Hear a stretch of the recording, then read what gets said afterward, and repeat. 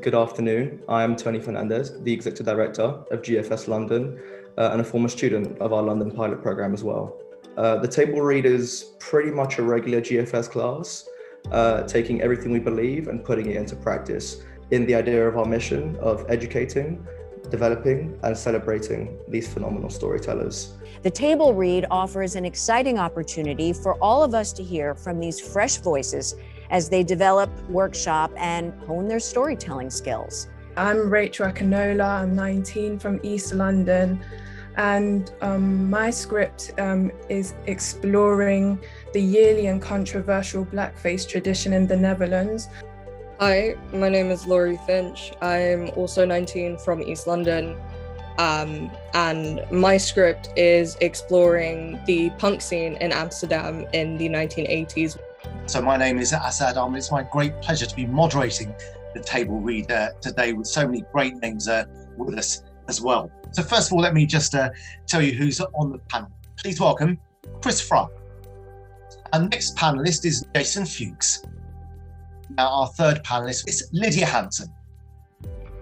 Now we're going to move on to our cast of actors who are going to breathe life into these scripts. First is Jessica Garza, Britt Lower, Paige Gilbert, Darren John-Paul Mitchell, James Scully, Taylor Silvers, Eric Wiegand.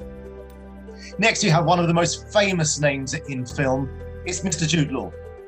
So let's now begin. I'll hand you over to Jude. A news reporter is interviewing Dutch woman. St. Nicholas Parade is seen in the background. No, it's definitely not racist. He's only black because of the soot from the chimneys. You can give me my coffee now. Why should I? And I could just give him the coffee. I think it's great what you're trying to do, but we can't help you. What's your name? Twig. Is that your real name? Again, the signing catches Twig's eye. What did you like to know, kid? Woohoo! What we're going to do now is listen to our panel, hear what they have to say. I loved the fact that you used a traditional, real events to frame the story. I loved so much the beats without dialogue that I almost felt you could lean more into that. I love the opener. I think it's an incredibly, a very visually compelling opener. That I would love for it to breathe just a little bit more so we can kind of really get a sense of like her doing this is kind of a risk. I'm really grateful to see creators of worlds make intentional choices.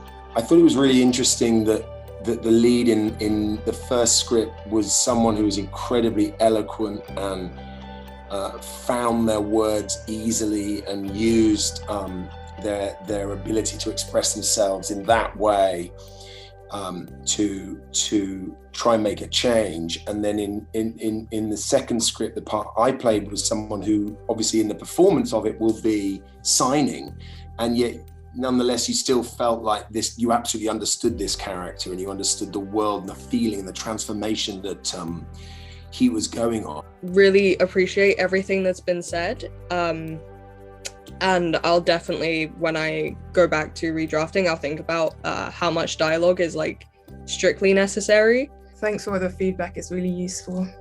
And hearing some top actors through the stage direction, playing the roles you've got, I'm guessing that feels pretty good? Yeah, it was good. Thank you, actors. A round of applause for all of you. I think it's definitely what you deserve. We've had national discussions and our headlines are unfortunately dominated with headlines about otherness, about minorities, about exclusion, about race. As I'm reminded of the same sense of urgency that I had in 2017 about the need for our country's most diverse voices to tell our mosaic of stories and to elevate new narratives. It's why I'm so proud to be a part of GFS London and to have seen the phenomenal success of it since its launch in 2020 under the very expert leadership of Tony Fernandez and his team. So, yeah. Yeah, well done, guys. Bravo. Fantastic.